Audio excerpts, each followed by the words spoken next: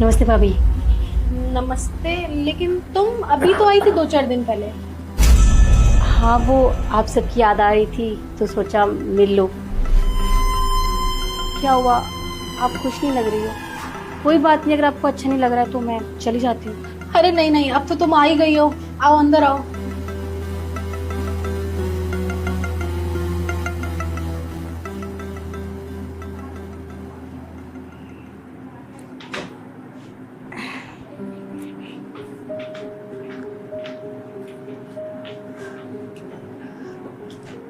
और बताओ कैसे आना।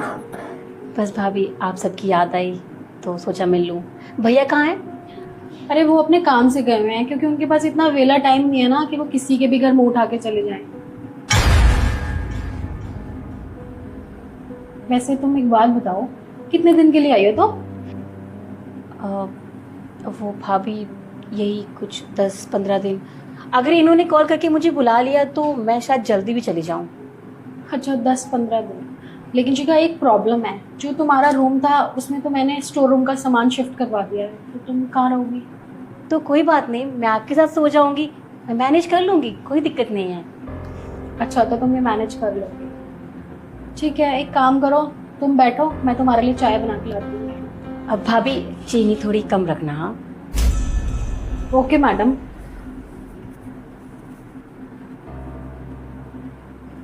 मैं एक काम करती हूँ, तब तक फ्रेश हो लेती हूँ।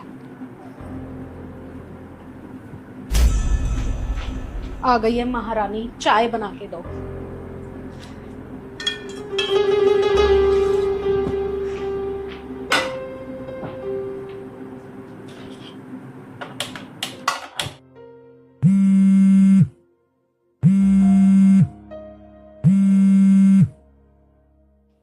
हेलो। हाँ जी मम्मा। क्या ही करूंगी, आ गई है महारानी, चाय बना रही हूँ उसके लिए। अरे मम्मा, अभी तो आई थी राखी पे और अब फिर से अपना बैग भर के ले आई है ऐसे। पता नहीं अब और कितने दिन रुकेगी। 10-12 दिन का बोल रहे हो, और देखना एक बैग लेकर आती है और 4-4 भर के जाएगी। पता नहीं, इसे शर्म ही नहीं आती है। और मम्मी, मैं भी तो हूँ, मैं क्या आती हूँ अपने घर पे इतना? इसे खुद सोचना चाहिए कि अपनी भाई के घर जा रही है और मुंह उठा के चली जाती है। अब क्या, मैडम मुझे कह रही है कि चाय लाना, लेकिन उसमें ना शक्कर कम डाल के लेकर आना। ऐसे कर रही है जैसे मैं नौकरानी हूँ इस घर की। क्या करूं मम्मी, मेरा बस चले ना तो मैं अभी इसे भगा दूं, लेकिन वही है ना, निखिल की वजह से मुझे चुप रहना पड़ता है। ठीक है मम्मी, मैं इसके लिए चाय बना देती हूँ, वरना महारानी पता नहीं अब कौन सा ऑर्डर देगी आके। ठीक है।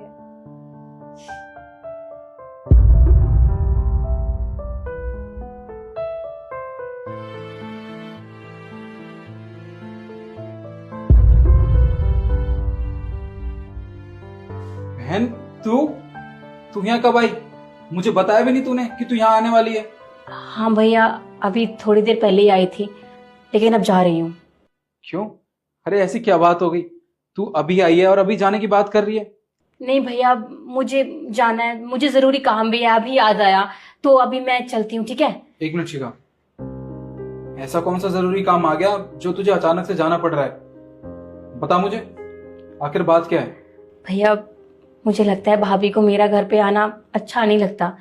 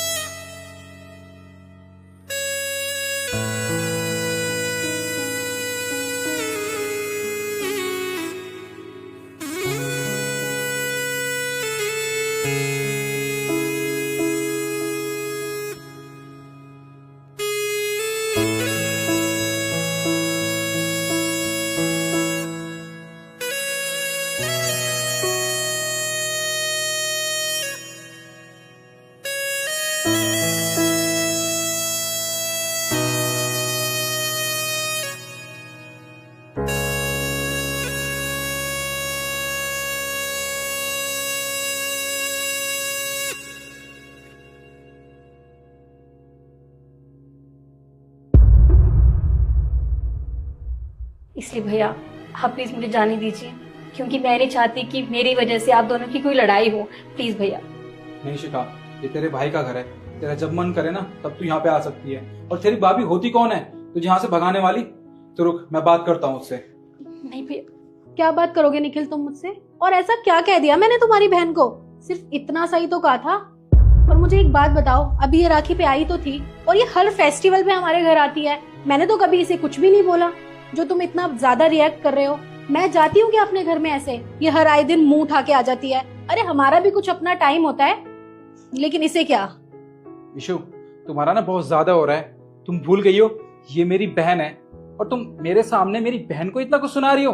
शर्म आनी चाहिए तुम्हें। तुम्हें अच्छे से पता है ना कि हम दोनों के माँ बाप नहीं है।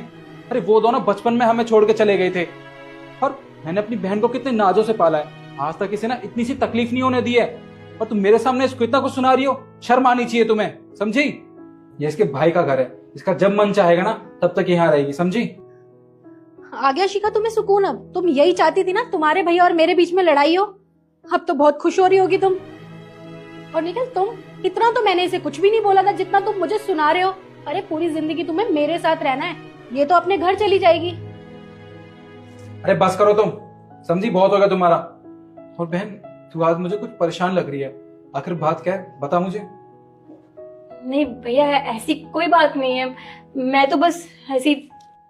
देख शिखा, मैं तेरा भाई हूँ और मुझे साफ पता चल रहा है तेरे साथ ना कुछ जरूर हुआ है। देख, तू मुझे बता सकती है। भैया, मेरे ससुराल वालों ने मेरा जीना हराम कर दिया है। वो आए दिन मुझे ताने देते हैं और ये तो मुझे आए दिन पीटते हैं। ये तो मैं ही जानती हूँ कि मैं उस घर में रहना कैसे बर्दाश्त कर रही हूँ। कभी कभी तो मन करता है कि अपनी जान दे दूं, लेकिन फिर मुझे आपकी याद आ जाती है। आपके बारे में सोचती हूँ तो रुक जाती हूँ। इसलिए आज आपसे मिलने आई थी, लेकिन ये सब देख के मुझे लगता नहीं है कि अब मैं यहाँ पे रह सकती हूँ। भैया आप प्लीज मुझे रोकिए मत, मुझे यहाँ से जाने दीजिए। मैं आपके हाथ जोड़ती हूँ। मैं नहीं चाहती कि मेरी वजह से आप दोनों के बीच और लड़ाइयाँ हो। प्लीज भैया। क्या शिखा, तेरे ससुराल वाले तेरे साथ इतना कुछ करते हैं? तूने मुझे पहले क्यों नहीं बताया? अरे मैं तेरा भाई हूं, तू इस तकलीफ से गुजर रही थी, कम से कम एक बार मुझे बताना जरूरी तो समझा होता। मुझे तो खुद पर शर्म आ रही है कि मेरी बहन के साथ ये सब होता रहा और मुझे भनक तक नहीं लगी। और तुम क्या कह रही थी कि इसका जब मन चाहता है ये यहाँ पे आ जाती है? हाँ, अरे ऐसे घूमने ही नहीं आती, इसको तकलीफ होती है अपने ससुराल में, इसलिए वो यहाँ पे आती है अपने भाई के पास। अगर एक बहन को तकलीफ होगी तो अपने भाई के पास, अपने मायके ही तो आएगी ना, और कहाँ जाएगी बताओ तुम? अगर तुम्हारे साथ ये सब कुछ होता तो तुम क्या करती? हाँ, तुम तो चली जाती ना अपने मायके मुझसे बिना कुछ कहे। फिर तुमने ये कैसे सोच लिया कि मेरी बहन ऐसे ही इस घर पे आ जाती है? तुम्हें शर्म आनी चाहिए ईशु। और बहन, मुझे तेरी राखी की कसम है, मैं कल सुबह ही तेरे ससुराल जाऊंगा और वहां पे तेरे पति से और तेरे सास ससुर से बात करूंगा। अगर वो आसानी से मानते तो ठीक है, वरना मैं उनको कोर्ट तक ले जाऊंगा और हाँ, तेरा और तेरे पति का डिवोर्स करवाऊंगा। उसके बाद तुझे अपने साथ इस घर में रखूंगा। उसके बाद देखता हूँ कौन तुझे यहाँ पे रहने से रोकता है। हाँ शिखा, मुझे माफ कर दो। अगर तुमने मुझे पहले ये सब बताया होता तो ये सब नहीं होता।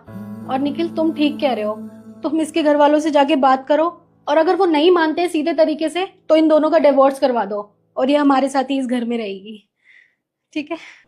और तुमने मुझे माफ कर दिया ना? हाँ भाभी, मैंने आपको माफ कर दिया।